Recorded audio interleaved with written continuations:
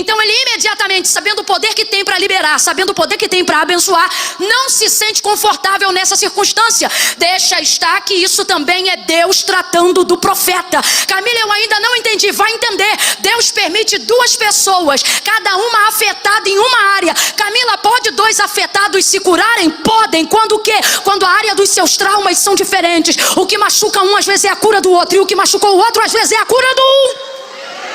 Qual é a condição de Eliseu? Se eu pudesse aqui traçar um perfil psicológico para definir não só o problema que Eliseu carrega na sua vida, mas o problema que qualquer pessoa tão ungida, revestida, vocacionada e especial como Eliseu também carrega, é o trauma de perceber que as pessoas gostam muito mais do que você faz do que de quem você é realmente.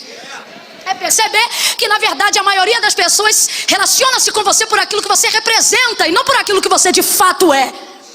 Então Eliseu também tem uma certa dificuldade de relacionamento. Apesar de ter sido o profeta que mais se relacionou politicamente e economicamente, nas suas inter-relações pessoais, você não vê absolutamente mais ninguém, a não ser Geazi, que, desculpa a expressão, mas também não prestou para nada. Então, olha a situação. Aonde se revela o trauma dela? Primeiro, ela serve toda a comunidade dela e ela serve muito bem. Mas na verdade, por que ela faz isso? É a vontade de saciar aquilo que eu posso compensar nas pessoas, uma vez que eu não posso fazer para mim aquilo que eu desejo. É complicado quando você é solução para a vida de muita gente, mas não consegue resolver a própria. É basicamente esse o caso da Sunamita, e é por isso que ela serve muito bem a comunidade dela. Olha para cá. Por quê? Porque aquilo que as pessoas não têm, ela tem de sobra. Porém, aquilo que ela precisa e deseja, ela não pode fazer por si mesma. Quando você vive o tipo de vida assim, você começa a compensar a sua realização naquilo que você pode fazer pelas pessoas. Camila, isso é bom? É bom, mas não é definitivo e você precisa aprender a separar. Por quê? Porque você pode realizar quantas pessoas forem possíveis. Você só não pode esquecer que nenhuma delas é você. E agora a gente vai parar de espiritualizar por alguns instantes. Me ajuda aqui que colou, hein? Foi. O que houve? Já pensou, tu cai? Ia ser fortão, hein? Ela começa a entrar nesse quesito sistemático, sabe? Aquilo que eu não posso ter, aquilo que eu não posso fazer, traz-me saciedade quando eu posso realizar alguém. Sim ou não, gente? Sim ou não, gente? Os pais que não estudaram, quando os filhos seguram o canudo do nível superior na mão, é como se eles mesmos estivessem segurando o canudo. As mães que não casaram, que foram solteiras, quando conseguem tirar a filha de dentro de casa casando, não que ela tenha inveja nem nada, mas ela se realiza em perceber que restituiu através da filha. Sim ou não, gente?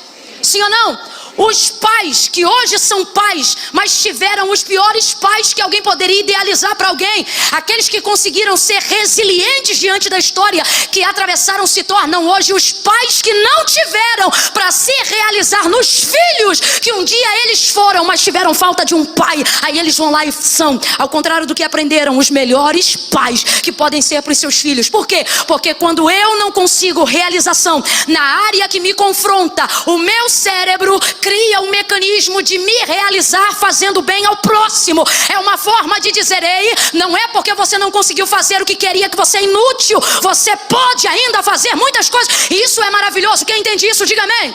Mas Deus me trouxe hoje aqui para tratar de uma área muito específica. E Ele está dizendo: só não se iluda. Por quê? Porque a realização das pessoas é das pessoas. Você não pode fazer isso na tentativa de anular e de trazer esquecimento aquilo que você não pode fazer por si mesmo. Você uma hora vai ter que encarar aquilo que você não tem, aquilo que você não é. Por quê? Porque o que eu faço pelos outros traz em mim compensação paliativa. Resolver meus sentimentos traz para mim solução definitiva. E Deus está dizendo: eu não quero que a sua vida oscile igual um eletrocardiograma. Um dia você está bem, outro dia você está mal. Um dia você está satisfeito, outro dia está descontente. Um dia você é a pessoa mais grata do mundo, outro dia você acredita que não tem nem motivo de por que continuar vivo. E sabe por quê? Porque o alvo da sua compensação só se realiza na vida das pessoas. Agora entra um homem chamado Eliseu na casa dele e ele percebe, Geazi percebe, tem falta de algo. Porque eu posso encher meus amigos de bens, eu posso encher o ciclo da roda da minha família de risos. Ninguém tem um poder que só cabe a mim. Qual? Ser eu. e ser satisfeita como eu sou, tendo falhas, defeitos ou virtudes. Só eu posso ser eu. Está na hora de você dizer isso. Diga, sou eu. Diga, sou eu. Posso ser eu. Diga, e sou eu. Posso. Abre a boca, crente, diga, posso me fazer e ser feliz como eu sou. Só você pode fazer isso nesse nível por você. Salomão, ele definiu o que a gente, a grosso modo, acabou de dizer aqui, quando ele disse assim: a tristeza do próprio coração o estranho não conhece, mas também na sua alegria o de fora não participará. Sabe o que ele está dizendo? Quando o coração de alguém está triste por algo, ninguém compreende essa tristeza como aquele que sente a tristeza. O que ele está dizendo é, quando você está triste, só você sabe o quão triste você está. E por mais que você diga para as pessoas o motivo da sua tristeza, ninguém vai sentir-se tão triste quanto você se sente naquela hora. Agora olha o que ele diz: a alegria no íntimo o estranho também não visita. Olha o que ele está dizendo: na hora da sua alegria, vai acontecer como foi na hora da sua tristeza. Ela é tão boa que por mais que as pessoas aplaudam, glorifiquem, pulem, exaltem, ele está dizendo: ninguém vai sentir mais alegria do que você sentindo dentro de você mesmo. Oh meu Deus, compreendendo essa lógica de como funciona o nosso cérebro alinhado com as nossas emoções. Camille, o que isso tem a ver com esta noite? Tem a ver com a forma como Deus te criou. O espírito, alma e corpo é uma sincronia perfeita que precisa caminhar em harmonia. Mas o que acontece na maioria da nossa realidade para aqueles que já servem ao Senhor? A gente tenta sufocar as nossas fragilidades e tenta fingir que não sente, e tenta fingir que está feliz, e tenta espiritualizar e deixar de forma sobrenatural aquilo que eu não tenho condições de enfrentar e resolver. E com isso eu vivo uma vida onde a minha alegria é ser degrau para os outros, onde a minha alegria é servir os outros, onde a minha alegria é fazer tudo por pessoas. Camille, isso é bom? É bom, mas Deus me trouxe nessa noite para dizer: não é o suficiente. Você não vai conseguir perpetuar a sua alegria. Pelo contrário, você vai depender de um mecanismo de realização do outro todas as vezes que você desejar sentir-se feliz. E a sua felicidade não pode estar atrelada a mais ninguém, a não ser a Deus. Você sabe por que ela serve a comunidade tão freneticamente? Não é só porque pode, mas é porque essa é uma das maneiras de me compensar vendo o outro se realizar naquilo que eu posso dar, uma vez que eu não posso ter aquilo que eu quero ter, uma vez que eu não posso fazer aquilo que eu desejaria fazer, uma vez que eu não posso ser aquilo que eu sonhei para ser. Eu vou tentar explicar de maneira ainda mais detalhada. A Bíblia nos relata, Mateus capítulo 14, sobre a multiplicação dos pães e dos peixes. Ali o texto diz, um pouco mais nos versículos iniciais, que Jesus saiu de onde ele estava porque ele ficou sabendo da morte de João Batista, e isso deixou ele muito triste. O divino está sendo visitado pela dor humana. O Filho do Deus vivo está sendo avassaladoramente anestesiado pelas dores da vida terrena.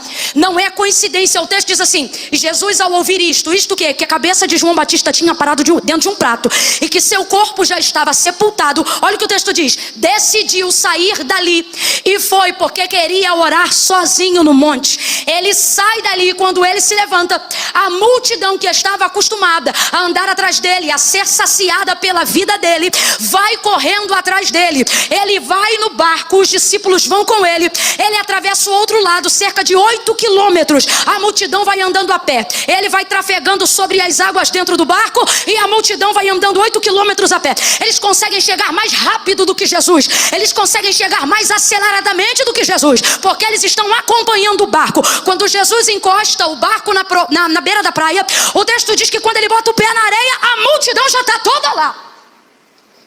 Só que o texto diz que ele foi para esse lugar para ficar sozinho. Completa aí, meu povo. Ele foi para esse lugar para ficar sozinho. E por que quis ficar sozinho? Porque estava triste e era assim que ele fazia. Ele parava para orar. Sabendo da morte de João Batista, Jesus quis ficar sozinho e preparou a sua logística para ficar sozinho, porque ele precisava ficar sozinho. Você não pode ignorar para sempre aquilo que você sente e nem tentar trazer compensação em cima do que você sente. Deus te trouxe aqui nessa noite e Ele está dizendo, está na hora de você encarar a realidade do que você sente. Jesus vai e ele fica sozinho, e aí quando ele vai pisar na praia com o desejo de subir a montanha para orar sozinho, a multidão está ali, faminta e desejosa. O texto diz que olhando eles, sentem muita compaixão.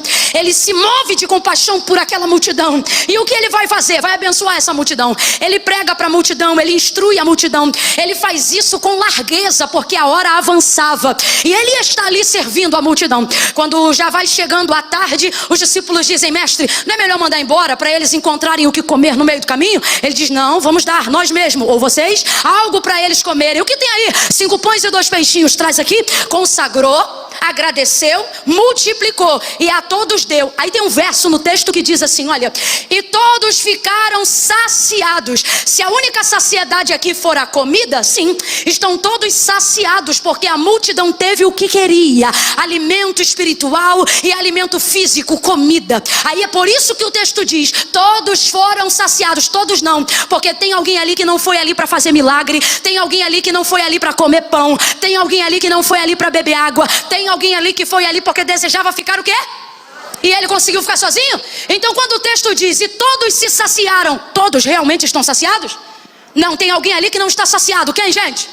Quem, gente? Porque ele não foi ali para fazer isso. Então perceba, o máximo que eu sacio as pessoas não pode ter o poder de roubar de mim aquilo que eu preciso fazer por mim. O Jesus Todo-Poderoso, o Filho do Deus vivo, o maior psicólogo de todos os tempos, o Senhor que cura todas as dores, aquele que era, aquele que é e aquele que há de vir, o enviado do Deus vivo, aquele que tudo pode, soube discernir na sua humanidade que aquilo que ele fazia pelos outros não tinha o poder de sufocar aquilo que ele precisava fazer por si próprio, si mesmo. E aí é que eu digo que não é problema saciar os outros. O problema é querer saciar os outros como remédio para não ter que encarar a mim mesmo. O problema é querer saciar os outros para não ter que encarar as minhas próprias dores. O problema é querer curar todo mundo achando que a minha dor vai passar. O problema é querer abraçar todo mundo achando que isso vai me fazer sentir-se abraçado. O problema é querer ser a solução para todo mundo e achar que isso vai resolver os meus problemas. Eu vou falar bem rasgado que é para todo mundo entender. O problema é você achar que vai botar a mão na cabeça de todo mundo na rua e isso vai fazer com que todo mundo seja liberto dentro da sua casa. O problema é achar que o que você pode ser para as pessoas substitui aquilo que ninguém pode ser para você. Porque só você deve ser para si mesmo. Sabe onde estão as pessoas que quiseram saciar a todas? Traumatizadas e doídas, porque na hora que precisaram, colocaram as suas expectativas em quem elas ajudaram, o que mostra que a sua ajuda não foi nobre. Foi encarado como um investimento de retorno. E isso não é o suficiente. Você acha que eu não queria hoje viver aquilo que o pastor falou? Eu vi o history, não sei se foi dele ou se foi da igreja, botou assim, Terê vai tremer. E vai tremer mesmo, vai tremer de dentro para fora. Vai tremer com você querendo sair daqui hoje e encarar a si mesmo. Vai tremer com você entrando no quarto onde você ora e ao invés de tomar o seu tempo só dizendo abençoa fulano, ciclano e beltrano, tá na hora de você também dobrar o joelho e dizer, Deus, eu sinto raiva, Deus, eu sinto problemas, Deus, eu estou com uma dificuldade porque eu não tenho conseguido confiar em Ti em determinadas áreas. Deus, eu tenho percebido um problema no meu ministério. Para você que é vocacionado, eu tenho percebido que eu tenho fé para curar os outros, mas não tenho fé para investir em mim mesmo.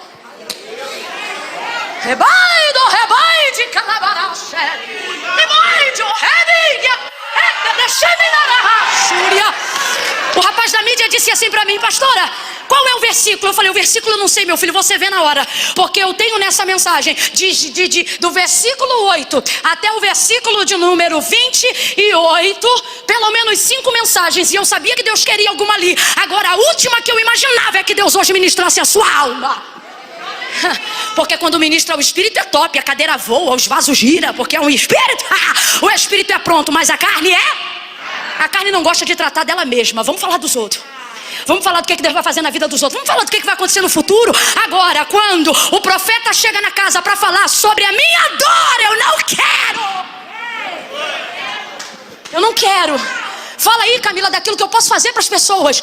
Fala aí, Camila, como eu posso servir as pessoas. Fala aí, Camila, como eu posso ocupar o meu tempo para esquecer-se daquilo que no tempo que eu tenho eu não posso resolver. Dá uma olhada para quem está do teu lado e diga: isso não vamos falar hoje. Diga para quem está do seu lado: hoje não vamos falar do que você pode fazer pelos outros. Diga: hoje vamos falar do que você deve fazer por si mesmo.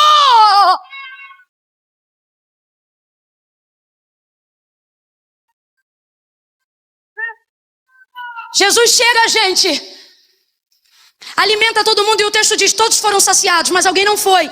E esse alguém obviamente é Jesus. Então é exemplo do que eu estou, com a ajuda de Deus, tentando fazer algumas mentes e corações aqui se alinharem e entenderem. É que mesmo saciando a todos, Ele mostra pra gente algumas verdades. Primeiro, é que aquilo que eu faço pelos outros não tem o poder de substituir aquilo que só eu posso fazer por... Você tem que entender isso.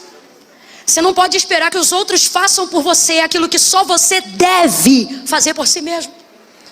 Jesus tinha essa consciência humana, mesmo sendo filho do Deus vivo. Aí sabe o que ele fez? O texto diz que ele manda a multidão ir embora. Ele mesmo vai lá e manda embora. Porque aprende uma coisa hoje, de uma vez por todas, caso você ainda não saiba. De acordo com as suas necessidades, ninguém vai conhecê-las tão profundamente quanto você. Então você não pode esperar que os outros tomem simancol por você. Tipo assim, eu vou falar bem rasgadão, que é para todo mundo entender, até aqueles que têm 12 anos. Quando você é uma bênção igual Jesus, se você não mandar embora, as pessoas não vão. Você não é fofoqueiro, você não é caluniador. Você não perturba ninguém. Quando vai na tua casa, você recebe todo mundo. Se precisar de uma oração, você faz na hora. Se precisar de dar dinheiro emprestado, você primeiro consulta para saber se pode dizer sim ou não. Você é amável, você é gentil, você é exemplo de serviço, de ajuda. Quem não quer ficar perto de você? Gente, para pensar. Quem não quer ficar perto de Jesus? Jesus foi ali para ficar sozinho, mas não podia ficar sozinho. Então ele teve que, depois do alimento, mandar as pessoas embora. Se teve que mandar as pessoas embora, mesmo depois do alimento, que era a última coisa que ele fazia, abre aspas, depois do culto, para a gente entender. Mesmo assim elas não foram, é porque se não mandar embora, não vai. E é complicado, e agora eu vou lhe dizer por quê. Porque mandar embora quem te faz mal é mole. Difícil é mandar embora quem te aplaude, quem te ovaciona, quem está o tempo todo te estimulando. O problema é que quem te estimula também deseja algumas coisas de você. E você precisa entender que você não pode manter ao seu lado gente que está mantendo em você uma expectativa que agora não pode ser deles. Está na hora de você entender isso. Não é que você não quer, não é que você não pode, é que você não deve. E não significa que Jesus mandou eles embora da vida deles, não. Jesus só os despediu daquele momento. Deus trouxe gente hoje aqui para dizer: você espera que os outros discernam o seu momento, mas é difícil discernir o seu momento, porque você está a todo momento, em todo lugar, com todo mundo. E como já disse um grande filósofo cristão, quem está com todo mundo o tempo todo não tem tempo de estar com Deus nem um minuto. Olha isso, gente. Jesus vai mandá-los embora. Jesus vai despedi-los. Jesus vai lá e despede a multidão. Enquanto eu estou pregando aqui, entenda, nessa noite a instrução é didática. Deus está dizendo: avalie quais são as pessoas na sua vida que você precisa mandar embora. Da minha vida? Não, do seu momento. Você não está entendendo que tem gente que não pode ficar colado com você dependendo do momento da vida que você está vivendo? Estamos vivendo um momento, gente, onde isso é mais claro do que nunca. Às vezes você vai ter que mandar embora. Tem alguém aqui que está doido para fingir que não entende, mas o Espírito já acessou você. E está dizendo, tem gente aqui que não estava nem pensando em ninguém, mas o nome pulou igual pipoca na panela. Tem patrão aqui que espera o funcionário pedir demissão. Ai, porque eu não quero tratar disso, não quer tratar disso, então fica tranquilo. Daqui a pouquinho ele monta uma rebelião lá. Daqui aí você vai, ai, não é que não era bênção, não. Ele até era bênção, é que você não discerniu o momento. Pode ser melhor amigo do mundo. Olha o que a Bíblia diz: não fique com o teu pé fincado na casa do teu irmão. Para quê? Para que ele não se enfade de ti. Tem coisas que são boas, só ficam ruins, não porque são, mas porque nós não sabemos discernir o tempo que elas devem estar ao nosso lado. Eu tenho amigos que eu ainda carrego desde o ensino médio. Agora, Camila, eles caminham com você do ensino médio até hoje? Não, porque os caminhos foram diferentes, cada um escolheu uma coisa. Mas quando a gente se encontra, a amizade está lá, viva, guardada e protegida. Por quê? Porque não é apenas estar com quem eu conheço, mas discernir que nem todos podem desfrutar do mesmo tempo daquilo que eu estou vivendo. Jesus despede primeiro a multidão, e despedir a multidão não é fácil, mas é necessário. Tem coisas que você vai fazer não porque gosta, vai fazer porque é necessário. E quem não conseguir compreender a sua necessidade nem deveria estar do seu lado.